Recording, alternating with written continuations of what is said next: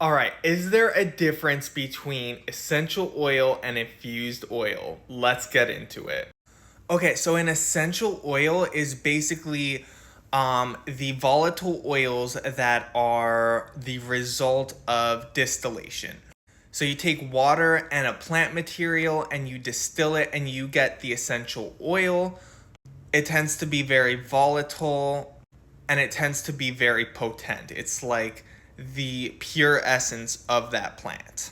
With infused oil, it's when you take that plant material and you let it seep into an oil, like a carrier oil.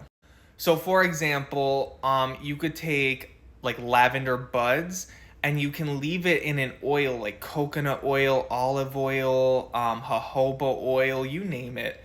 And you just let it seep for an extended period of time, usually 4 to 6 weeks. Or you could speed it up by just heating the oil up with the lavender in it. Whereas again, essential oil would be distillation. You would have to distill the lavender. Now, both the essential oil and the infused oil are both going to contain a lot of benefits and a lot of the same phytochemicals. Now, another difference between essential and infused oil would be the dosage.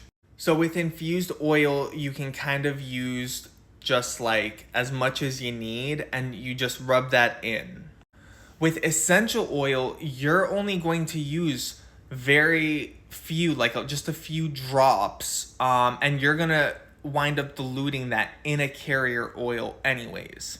Another difference is that infused oils can be edible, and you've probably tried things like garlic infused olive oil or like basil infused olive oil, chili oil. Those are all considered infused oils, and you can do the same thing with herbs, and that could be ingestible.